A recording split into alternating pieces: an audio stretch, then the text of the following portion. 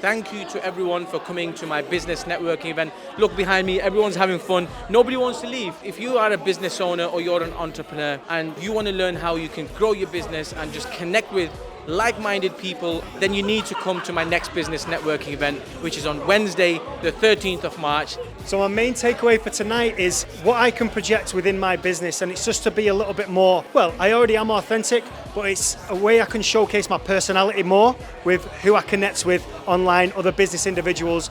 Be less generic, be more authentic, and that is what Ibby has taught me tonight. So if you're thinking about getting down to one of his events, stop thinking about it. Just take action. Just get down here. The guy's great, and there's some great people here too. Big up Manchester. Let's go. The tickets will be in the link below. So this is coming out 24th of John, 2024. Bloody hell. I'm that ahead. Are they weekly? Yeah. Bloody hell. But How do you find time to do anything else? No, because when I first started, Yeah. in first, like I got 15 in the first month, 15 in the second month, and then I was only releasing one a week. So then I had like a pile, and then for me now, it's like I can only do, if I do 2 a month, I'm still so ahead. Wow. But I have to run it like a business. Because like I wouldn't even know how to do the lamp. I've got like a team, and if they turn ill, and so I have to think of all sorts. Yeah. Wow. That's insane. Yeah, so maybe you can give some inspirational message for 2024. Get yourself there now. honestly, 2024. Look at me, look in the camera. 2024. That's wild. I was like, when I was doing mine, I was on the back foot. I was like probably 3 in front. Yeah, I did that, but then one day, one of the staff members said, I can't come in this week. And I thought, what if that happens? And I thought, you know what? Yeah, let me get this. Especially when you start building your community and your audience. Yeah. You can't let them down. Yeah. I used to have messages saying, is this episode dropping? And I used to be like, give me a chance. It's like 1 o'clock. I usually drop them at 12. Yeah. And see, with YouTube, like, it's not forgiving. So if you do, let's just say, because I do 3 p.m. Sunday, like, if I fall off that, it will affect everything. So I'm just not going to allow that to happen. Yeah. So anyway. That. Yeah, no, let's jump right into it. Cool. Dr. Truth Powell, thank you so much for joining me today. Are we rolling? We were rolling from day one. Okay, cool. We're rolling. You help CEOs, entrepreneurs build personal brands. You're the CEO of MBCC Awards. And just for those that don't know what MBCC stands for, is Multicultural Business and Community Championships.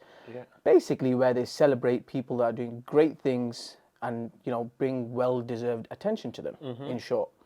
You're the founder of the Black Business Magazine. You was on Good Morning Britain last year. You do something with Aston Performance Academy as well. I can see that's a passionate project. Yeah. Just before we tap into all this, I just wanted to really personally thank you, because I feel like the work that you do for the culture is pretty clear to see. And I genuinely believe that you bring voice to people that really don't have it. And maybe sometimes we don't get credit, maybe we do, but I just wanted to personally thank you because, just keep doing great work. Wow. Seriously, I mean that. And thank you for having me. Honestly, I appreciate it. And thank you for doing your research. Wow. Like, not many people do their research, but... No. And I guess my really opening question to you is that, and you can take it in whichever way you want to take it, whichever direction, is why do you do what you do? You can look at it as deep as possible. Take it wherever you want. Oh, okay. So this question I get asked often, and I think my purpose in life, my God-given purpose in life, is to help people, is to platform people, is to give people an opportunity to shine. I believe that genuinely, and in every project or every company or every organisation that I'm involved in, it lives up to that purpose. So with the awards, for example, the MBCC Awards, it's all about platforming and highlighting individuals from, minority groups and from marginalised communities to share the great stuff that they're doing on a national and sometimes global stage.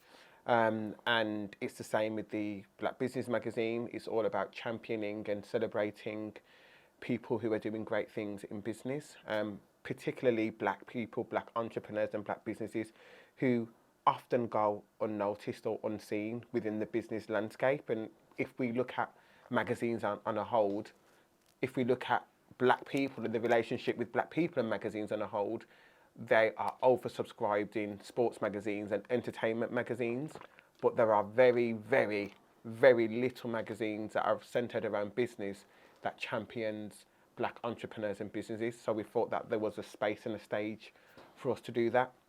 And equally, it's the same with the Performing Arts Academy. You know, I've been doing that for over 20 years now, and that really is all about giving a stage and an opportunity for young people, primarily from deprived backgrounds and areas, to engage in performing and creative arts and to have a platform to perform on. And actually the work that we do isn't really necessarily all around the performance. It's about the unseen work. So it's about the, you know, building up their self-esteem, building up their confidence, it's increasing their life chances, giving them skills that they can go out there and just be badass at whatever they choose to do. And that's the real work that happens in the academy. But overall, the work that I do is to really help and champion and platform people. I believe that is my God-given purpose. Yeah, no, I totally love that. But where does that generate from? Where does that come from? I think it comes from various places. So, growing up was very difficult. Growing up, I didn't have a stage to perform on. You know, I grew up in the inner city area of Birmingham. Anybody that knows Birmingham would know Newtown, Aston. Shout out BC. So you grew up there, yeah? Yeah. Aston. So, yeah, I grew up in Aston. You know, a single mum, 7 kids, 6 of which were boys. Yeah. We were rowdy, and we grew up in a time where, you know, guns and gangs and violence was rife, and I watched my mum work really hard to protect us from that lifestyle. I wasn't bad.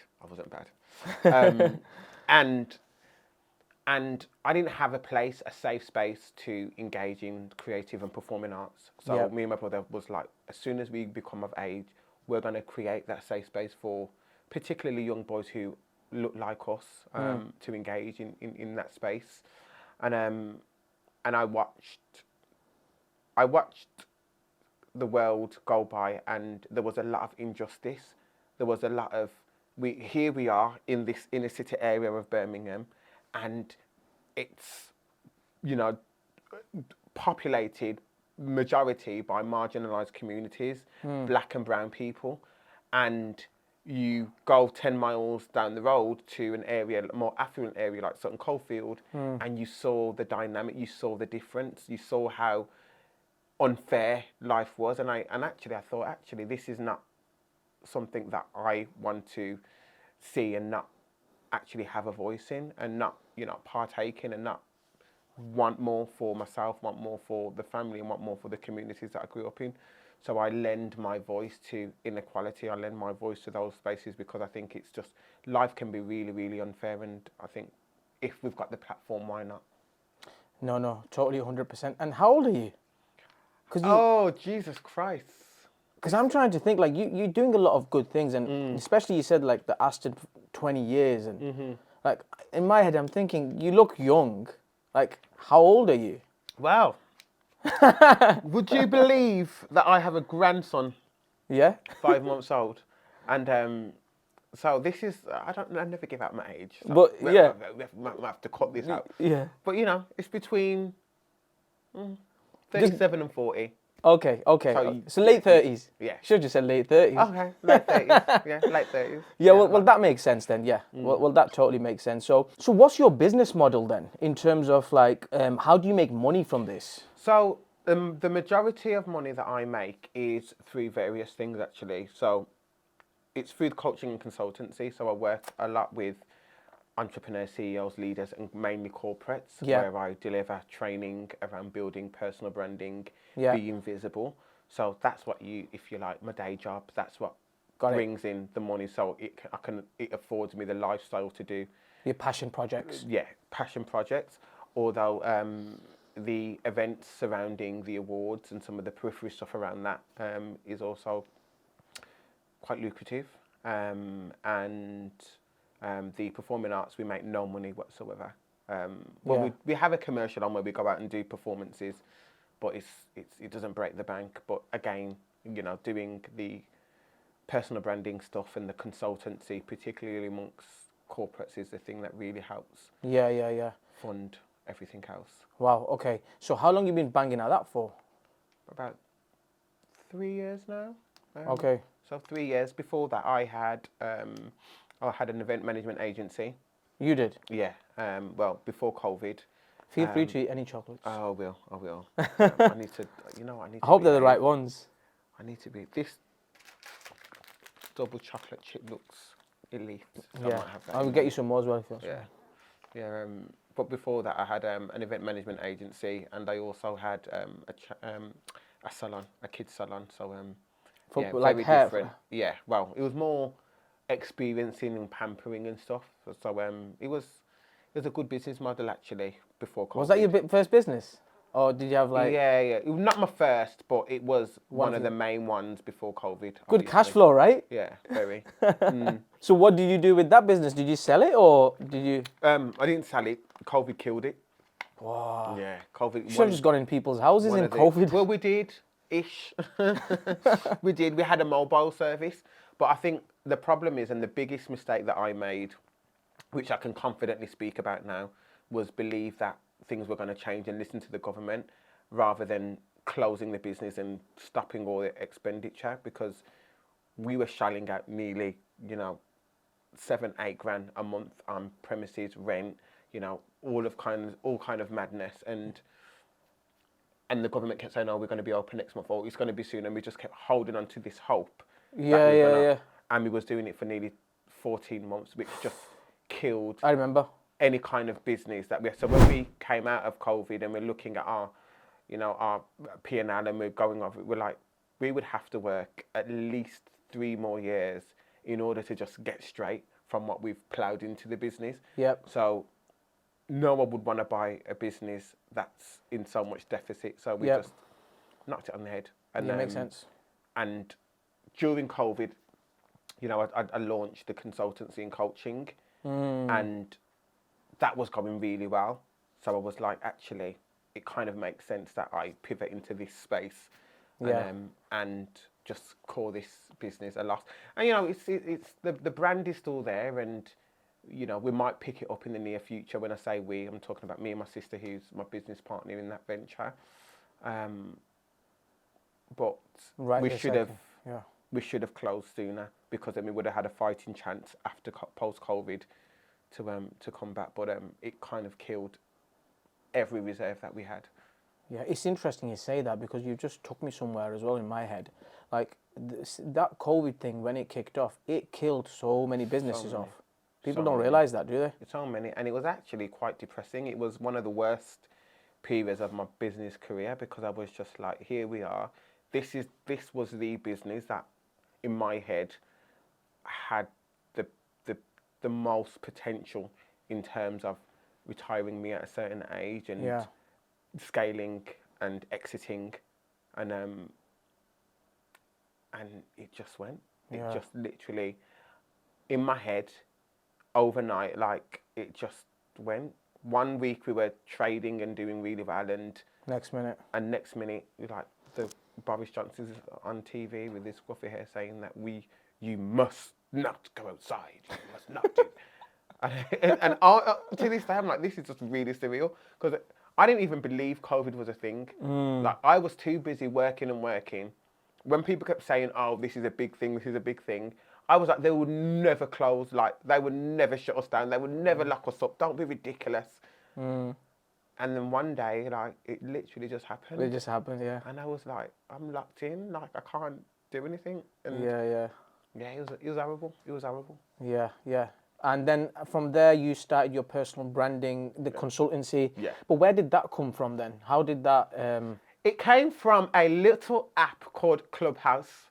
Ooh. So it came, honestly... People underestimated that one. Yeah, it was Clubhouse. I mean, I was an early adopter, so I went on Clubhouse quite early, and then I amassed over 20,000 followers. I launched a club, and that had over 30,000 followers, which was called Creative Entrepreneurs. And I was doing rooms every week, just talking about my business journey. And and we had like 500, 600 people coming in and stuff. And then we started to do rooms around when I started to do rooms around personal branding and how I built my brand, everybody kept asking me questions. Yeah. At that time, I was like a commentator on Good Morning Britain. I had won a plethora of awards. I was doing many different things on my personal brand, and I was probably one of the most networked, people in the Midlands at the time.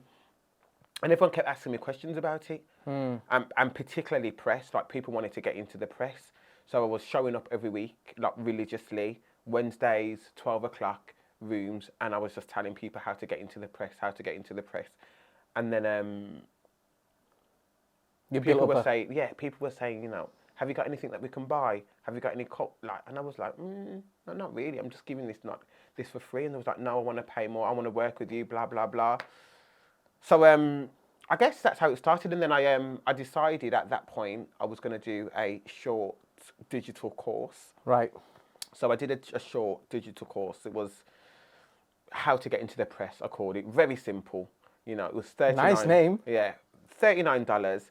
It was just me sitting. $39? Yeah. Can I buy one? Yeah, of course you can. It was just me sitting in front of a camera, and I recorded it in about an hour. Yeah. It's like a 40-minute course. Yeah. Easy to digest, easy to consume, easy to action. Yeah. And it just gives you that really concise instruction about how to get into the media. Yeah. And within a month, I had made 10K from that digital course. It's evergreen. To this day, it sells, and it's like 2.5 years old. Wow. And it just sells. It was an evergreen model, meaning that once I recorded it, I just put it on my website and people just buy it. Yep. And is it just on a website, or did you use the ClickFunnels way? Yeah. So I do it. I do put it in a funnel. Yeah. But it was crazy. I just promoted it on Clubhouse. So I would open a room and I would say, if you want more, go and buy my course. It's £39. Yeah. $39. And at least 60% of people who was on the call would go and buy the course, which meant that it was just selling and generating. And I was like, this is a new industry for me. Like, this is powerful. I need to be serious about this. I need to create a business from this. Of course, yeah. So I did, and then I decided to diversify the model a little bit by going into corporates. I had built up a great corporates over the years with my event agency. Because look how they linked, right? Yeah. So I was like, I went to them and was like, look, I'm doing this. I'm working with entrepreneurs and intrapreneurs on their personal branding. Is this something that you would like? And that was like, yeah, cool. So I went into different organisations and different companies like Deloitte and stuff like that, and helped their sales team on their personal branding, on their pitching, on being visible, showing up on LinkedIn, showing up in various different spaces, and that just kicked off. And so it's mad because when you get into the one, it's like it's just an effect, isn't it? It's crazy because coaching and consultancy was completely new to me. I was the person that hated coaches. Like, you turn around and there's a coach everywhere, and I'm like, flipping out, another coach. Like, this person can't tell me nothing. Why do I want to listen to that person? Yeah. So I was that guy that used to run coaches, and now that I'm in the space, I'm like, actually, it's needed. It's essential. It's essential for business growth. I was like, before I was in the space, I would never pay for a coach. Yeah. Ever. Now that I'm in the space, I've paid at least £20,000 on coaches and courses and consultancy to grow and to build, because I see how necessary it is and how important it is and how integral it is to your growth. Yeah, I'm glad you say that. I mean, I always bang on about it, and just people, I get so many messages saying blah blah blah. If you need a mentor, that means that you clearly don't know what you're doing. Yeah. Well, he would say that. Like, that is just such a limiting. I know. Way of thinking. But if you want to grow and get to the next stage, then success leaves clues, as they say. 100%. And tell everybody your famous line about the visible invisible. Yes. I'll let you say it. Oh. Let's get ready for this one. Yeah.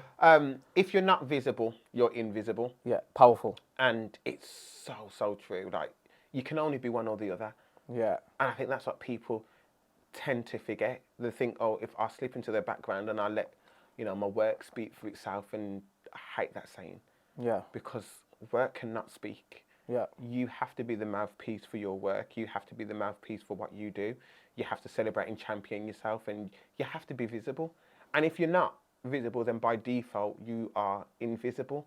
And I think people just really need to understand that and grasp the idea. And the sooner people grasp that, their lives and their businesses will be better off. Yeah. Would you say that's for people that want to be in the network marketing space, or just for everybody? For everyone. Yeah. I don't think if your business is front facing, if your business requires clients, if your business requires investment, if your business requires employees, you need to be visible, because your prospective employees need to see you, your prospective investors need to see you, your clients need to see you. Like, you need to be visible. I don't think it's, you know, subject or exclusive to any industry or any person. I think if you are trying to scale and grow your business, then you have to be visible. You have to create that know, like, and trust factor through being visible. Yeah, totally. So, since you are the branding guy, what is personal branding then? Like, explain that in your way. Like, how do you explain it to people? So, personal branding is almost like your shop window. So it's, what do you want people to see when they look through your shop window? Yeah. So it's all about how you appear in the world, how you come across, you know, how you dominate your space. And I think personal branding consists of two things. So it consists of being visible, having visibility, and being credible. You know, having credibility. It's almost like those two things are intrinsic. One can't live or exist without the other in personal branding. You must be visible, but visibility alone isn't good. You also need to have credibility. You also need to be credible. Yeah. And I think those two things make up personal branding. Yeah. And what personal branding isn't is social media. And that is something that really gripes me. I have so many clients all the time who are just invested on building their social media channels. I'm not saying social media isn't important, but that is not what personal branding is. Yeah. Personal branding is almost like, I say this often and I use this analogy, it's almost like an octopus where it has different legs or wheels in order for personal branding to work, and it can't exist on social media alone. So there's other things that you could do to build your brand, i.e. winning awards, starting a podcast, writing a blog, appearing in press, networking, speaking engagements. There's a plethora of other different elements that you could do to build your brand and not just focus on social media alone. And I think that's where people really get stuck. And I decided that when I made a concerted effort to build my brand, I was going to be a boss at all of those different mediums. Yeah. I was going to win all the awards. I was going to write a blog that was going to be top rated. I was going to start a podcast that was going to be Apple rated, top 10. I was going to network. I was going to speak at all these different places and be a badass speaker and get paid to speak. I was going to get in the press. Yeah. I was going to be a boss in all these areas and then I think that's what equipped me and qualified me to be able to teach personal branding and coach people on their personal brands, because there's not an area within this personal brand landscape that I'm not a boss in. Yeah. So eloquently put. But when you say people just think it's social media, just break that down for someone like who is probably watching this saying, "True, I'm a bit confused. Can you just help me out there? What do you mean?" Yeah. So I think people really get concerned that if you have thousands upon thousands of followers, you have a strong personal brand. Yeah. You don't. You just have thousands and thousands of followers. Yeah. What are those followers doing when you post something? Yeah. How are you offering value? How are you influencing those followers? How are you converting those followers to fans, then to buyers? You know, that is what I'm talking about when I'm speaking about personal branding. You can have thousands and thousands of followers. Actually, I always often say this. In business, you want to be influential. You do not want to be an influencer. And I'll say it again. You want to be influential. You do not want to be an influencer. Yeah. Influencers are when you, I don't know, this is no disrespect to any influencers out there. I love y'all. You know I love y'all. Influencers are when you maybe go out and stand in front of a Ferrari, take a photo, get thousands of likes, blah, blah, blah. Or if you launch a product, no one ain't buying it off you. Influential is when you have maybe less followers, but you're always giving value.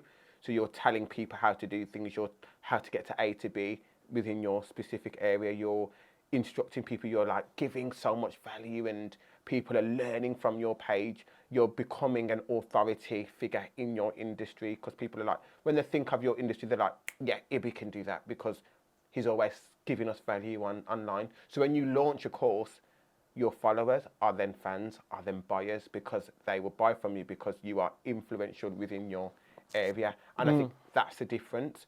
Don't be so concerned around social media following and around the vanity metrics and around how many likes and shares and followers have I got. If you're not giving value, if you're not turning or converting your followers into buyers by giving value, by becoming that industry authority figure. And it's so important. Yeah, but there's so many channels, isn't it? There's Snapchat, there's LinkedIn, there's social media. What's your take on all of them, and how do you approach it for your business model? And what would you say to someone, like, how to figure out which is the right channels for you? Really, really good question. I always say 2 to 3. Don't try and do it all. Absolutely not. Excuse me. And look at what your business is, and look at where your audience is. Yeah. And work out what channels you're going to use based on your audience and where they live. So for me, I'm huge on getting into the press. I'm huge on being in the media circuit. All the journalists live on Twitter. So I give a lot of time to Twitter. I'm always on Twitter having a look and seeing what's out there and liaising and networking with journalists and so forth. So I have a strong presence on Twitter. Some people who don't have any involvement with the press might not go on Twitter at all. Their business model might not need Twitter. So it's about really understanding where your audience is, where your audiences operate, and go into that channel. Like, TikTok is such an emerging channel. What's your thoughts on that, TikTok? No, I don't like TikTok, I'm lying. I know that it's needed for my business. I know that, but I'm not, dare I say, I'm not on there like that. And I don't give it the time that it needs in order to grow an audience. And I know if I did a lot more on TikTok, my business would do a lot better. Right. I like TikTok because I think it's such a growing social media platform, and you can build an audience and a community really quickly and relatively easier than you can on Instagram. Do you see it growing, yeah? Do you see it like growing like next 5? Yeah. Yeah, massively. Like, TikTok's going to be the main platform where people go to source their news, to source their content, to source whatever they need. And so I always say choose the platform where your audience is, and choose 2 to 3 so you don't overwhelm yourself. And if you get stuck, then outsource. Like, outsourcing is a big thing. Like, people think, how do you do all of your social media platforms and you can't? I outsource. Yeah. Like, I would never be able to do it on my own. Otherwise, you'd be doing that all day. Literally. So I have a team, and I outsource, and we schedule, we plan. Yeah. Don't get me wrong. There might be times I pick up my phone after I've had a trim or whatever, and go on my story and stuff. But a lot of the posts that people see that appears on my grid is something that's been scheduled and planned by the team. That do it, because there's no way I could do it on my own. Yeah. So it's interesting you say that. So is it no platform you do yourself, like not even Instagram, or is it one Instagram I pretty much control. Yeah. The grid post. Why does everybody do that in the industry? I don't know. I think Instagram's a little bit wild, so I like to have a graph on Instagram. Yeah. Instagram I control, and Twitter I definitely like. Yeah, because Twitter, I'm very vocal on Twitter. Right. And I wouldn't allow anyone else in that space to be as vocal as I am. They wouldn't be able to put say the things that in the way that I want them to be said. Got it. Yeah. So, and a lot of the things that I say on Twitter, are often picked up by the press and Okay. and True said this and True said that and blah blah blah and But you know how to press the right Yeah, buttons on there. right. Got it. So I control Twitter, but I like it the way you say that. yeah, yeah, I control. Yeah. I control Twitter. Twitter, is it, I take it, just educate me, is it just like typing like... Yeah, that's it. So just it's whatever you're 200 I feeling. think it's 240 characters, and you just type away. So do you do one a day or do you do... I'm always tweeting. So it depends on what's happening. It depends on How, yeah. how I'm feeling. Like if I see something wild on TV, I'll be like, "What on earth is going on here?" Or when I finish here, I might tweet and say, "Oh, just sat down with Ibby." Like just Yeah. I just tweet whatever. Whatever you feel Yeah, and whatever I natural feel, comes, yeah. yeah. So do you tag people in as well, like journalists? Sometimes. Yeah. Sometimes, or sometimes I just leave it, and I know that it will get some kind of attention depending on what I say.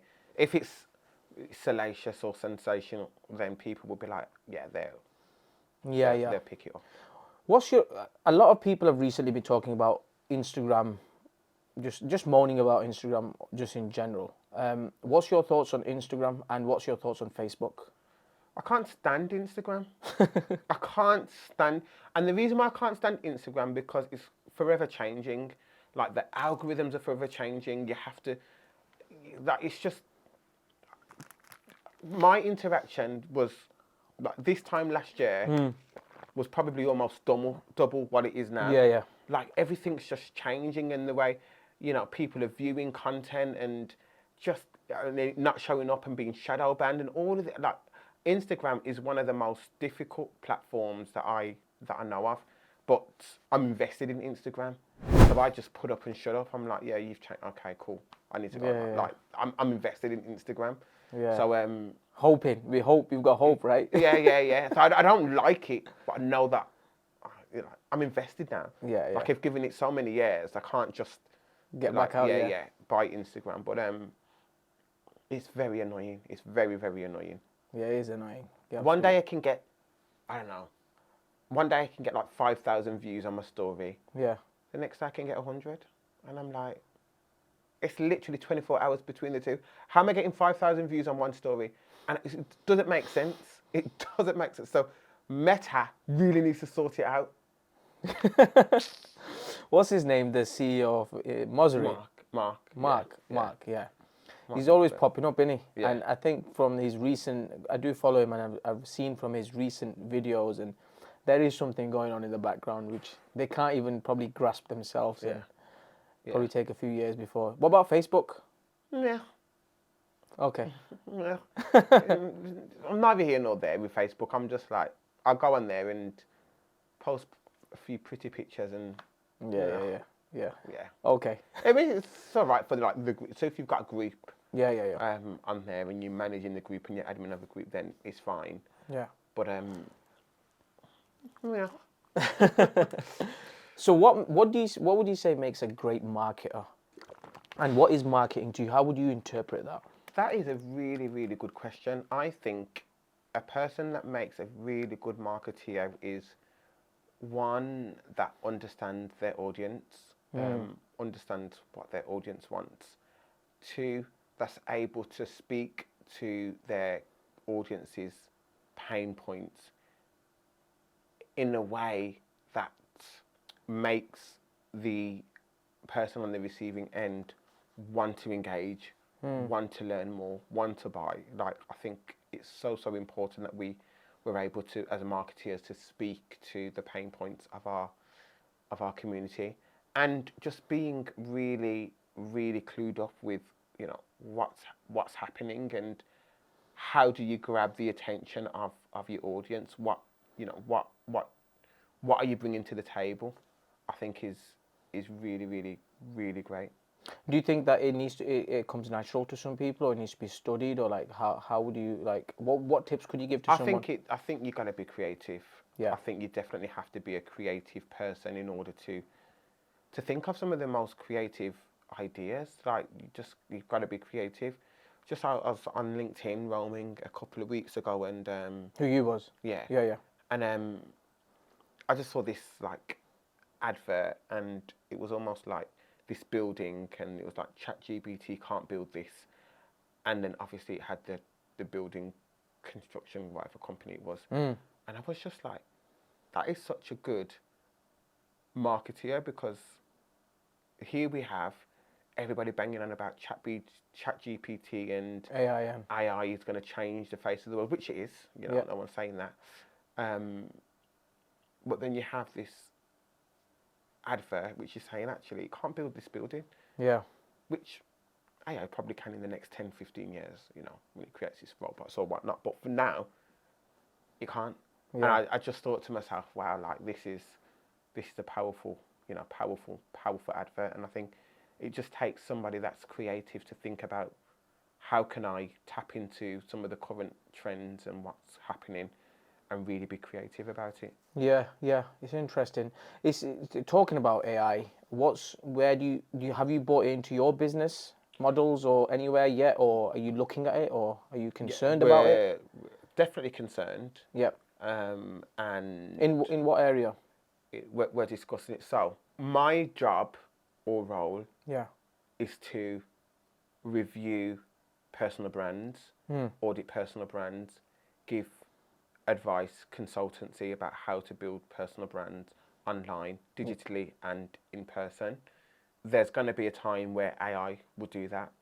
Yeah. There's going to be a time where AI is going to say, okay, I can audit your social media channels now and tell you exactly. And actually, I have a friend who's doing that now. His company is called Social Pro, and basically what it does, it audits people's social medias, platforms, tells them where it's weak, tells them, and this is all AI, tells them what they need to do to improve, and gives them pointers, and then obviously they see an impact and an increase in their growth. That's my job.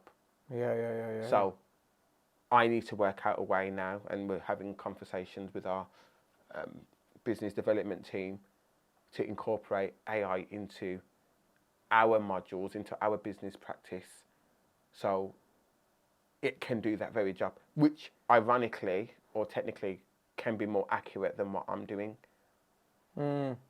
Debatable. Yeah.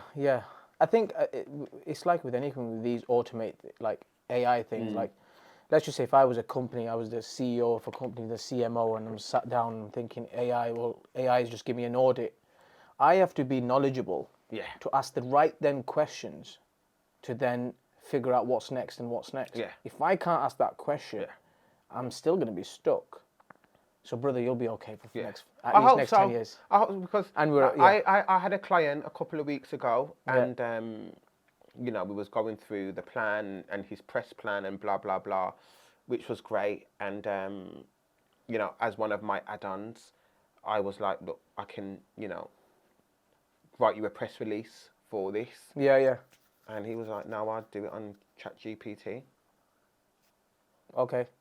I thought, okay. Like,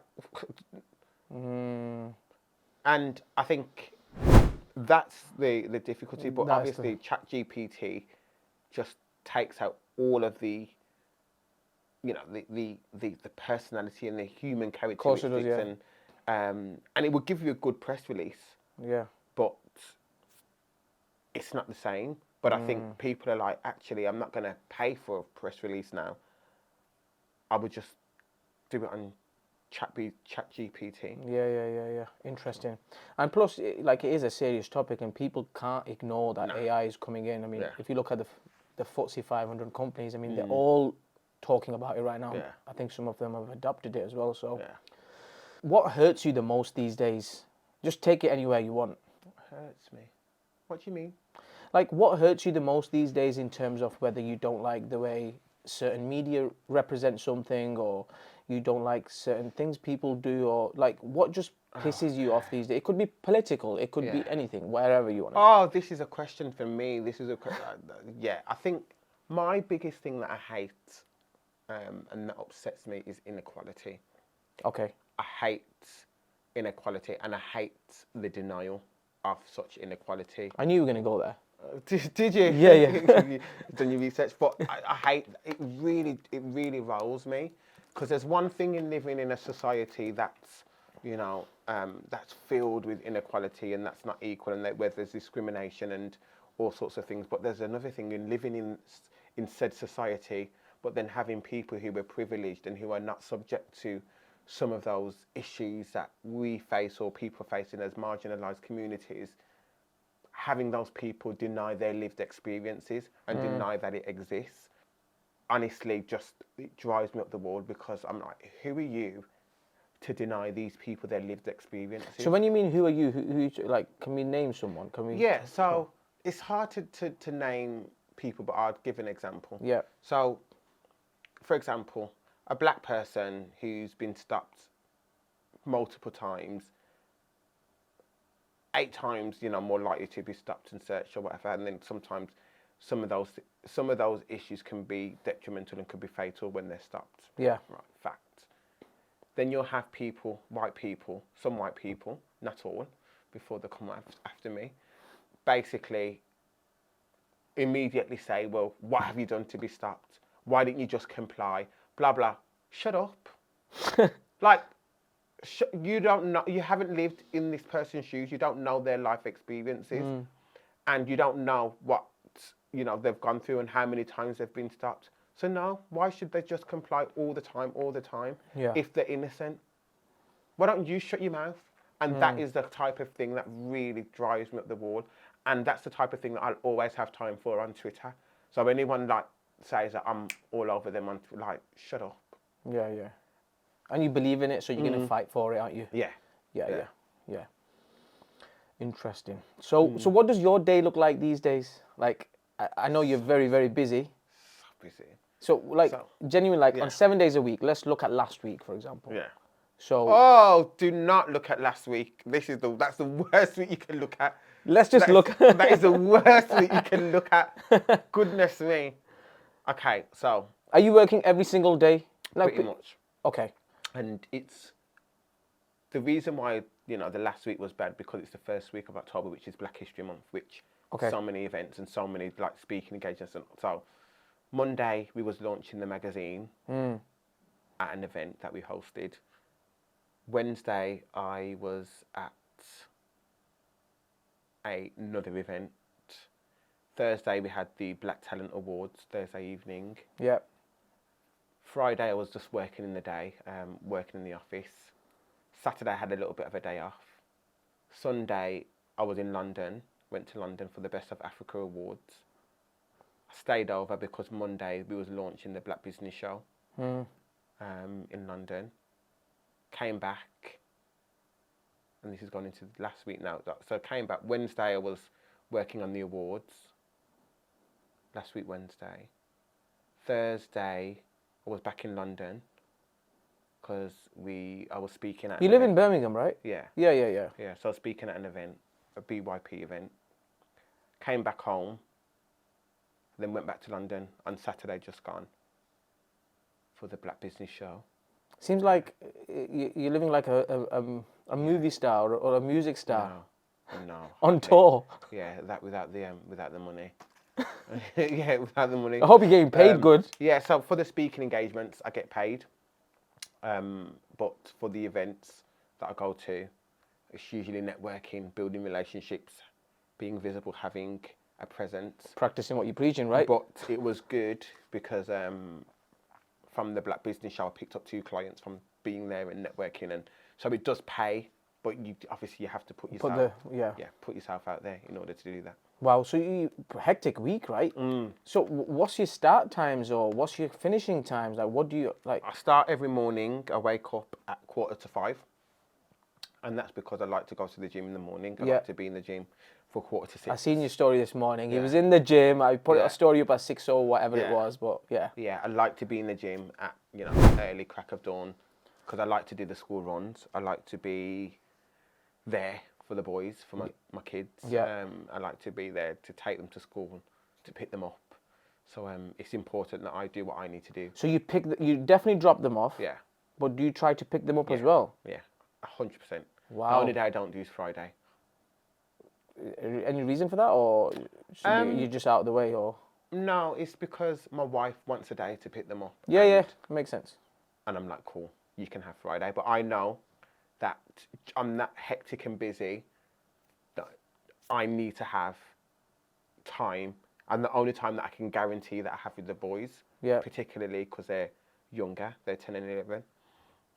The only time I know that I can have with them is when I do the school runs. And that little hour there. Yeah, the little hour, and then the most... It's quality, isn't it? Yeah, and they're the most talkative.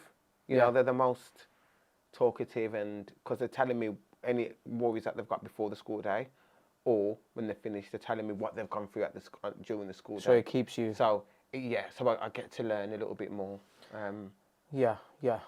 Interesting. So you said you've got a wife and obviously you've got kids. Now, for you to be on road like that, you need to have an understanding partner, right? Yeah. So is she one of your biggest supporters then? Oh, 100%. 100%. And I think... Does she know that though as well? Yeah. Yeah. Yeah. And I think, you know, even just now, she messaged me saying, I hope you have a really good podcast. I'm so proud of you. Like, just, that's nice. Yeah. And I think it wasn't always like this. You know, she saw the come up. We've came up together. You know, we've been together for 23 years. So there's been times where we've lived in not so You had great challenges, conditions. right? Yeah. So now we're, you know, the way that we're living now, and by no means are we like absolutely filthy rich, but we're very comfortable. She gets it and she understands that actually I need to be out there, I need to be working, I need to be up and down in order to afford us the lifestyle that we have, you know, and I'm just grateful for the understanding and the support, and just her being there and her just understanding. It's just incredible. Yeah. It's just it makes it so much easier when you've got the right partner on your side, right? If I had somebody that was like, you get home now, then it would just add to you. It would just be unnecessary, wouldn't it? Yeah. Do you have any plans to move out the country eventually, one day, or not on your radar right now? It's not on my radar, but I would definitely love to live in Jamaica. Yeah. I just came back from there recently. I seen it, yeah. I just love it. Yeah. I'm not meant for this country, I don't think. Is it just you, or when you go abroad somewhere, you stress just everything? Yeah, everything. I think so, and I just thought I'm not meant to live in the UK. I'm not meant to live in the UK with people who don't want me here. And there's a country over there that want me, and it's sunny, and the food is delicious. Like, what am I doing? Yeah. Like, what am I doing? So that's your future plan? Yeah, I think definitely we'll definitely, once the boys, particularly are out of school, finish school, I think that might be something that we'll consider. This is going to be out in 2024. Yeah. Put yourself in a different head. Give anybody some inspiration for 2024. Is there any big goals or dreams that you have that you want to achieve? Share them too. Yeah. So I have huge goals for the business, huge financial targets that I want to hit for the business, which is audacious, but I think how I'm working now, and the rooms that I'm networking in, and the budgets that the people have got in terms of really wanting to build business, companies, organisations, I think it's definitely feasible. So I've got huge, audacious financial goals for the business. But I think on a personal level, my goals are not to work as much. Yeah. I think I definitely need to calm down. Yeah. I'm not getting any younger. I've got a grandson, and I want to spend as much time with him and as much time with the kids and my wife as possible. So I definitely don't want to work as much, and I want to be able to let go a little bit more. Definitely, I want to be able to let go a little bit more. Yeah. Sometimes if you step back, and you know, you can almost do more by stepping back. Sometimes it's true. It very is true, and I've tested it, I've tried it, I've stepped back before, and I've seen. Especially with someone like you, because you're creative. Yeah, and I've seen the business grow and stuff like that, but I'm just I'm not even gonna lie in front. I'm so hard to work with. Yeah. Really hard to work with. I think most people that expect the best, do the best, show up as their best. It's a similar trait for all of us. Yeah, just take the awards for example. Like, I'm trying my best. Like, I'm it's something that I've built. It's something that's just an amazing project, and particularly the event side. Like, we've got it to a point, like, we've brought in event managers that can do it and stuff, and they're constantly saying, well, why have you brought me in? Like, if you're just going to do everything yourself. And I'm like, I can't help it. Like, I know what I want, I know how I want it. It's just, but I'm working on it. I'm a work in progress. Yeah. But this is the thing, like, if they do something and it's not aligned with what your vision is, or something's just not racking right for you there, you're going to question it. Yeah, 100%. And you should. So, well, any final messages to all the young people out there watching, or people that find you, inspirational? Anything you want to say? So my message to, is it this camera? Yeah. My message to the young people out there is to, firstly, whatever you pursue or whatever your goals are, make sure you're passionate about it, because there's going to be times where you're going to want to give up. There's going to be times where you're going to want to throw the towel in. There's going to be times where you'll find it challenging. But if you are passionate about the thing that you are doing and you have a purpose, then you would overcome those challenges. You would stay in the race. And I think that's really, really important. The second thing is be resilient. You're going to get knockbacks. You're going to be told no. You're going to get people that's going to speak negativity over you. You're going to have to be resilient. You're going to have to pick up the courage to ignore the haters and to keep moving and going forward. And the third and final thing is enjoy the process. Like, enjoy it. Do not do something that you do not enjoy. Enjoy the process. I love that. And you know what we'll do? We'll put your Instagram and all your links. Just send it to us. We'll put them all in the in the description below. And just thank you for coming. Thank you. You can have them chocolates now and keep doing great work. Yes. And lovely. it was such a great conversation, Honestly, bro. Thank you. Thanks so much. I love this chocolate chip.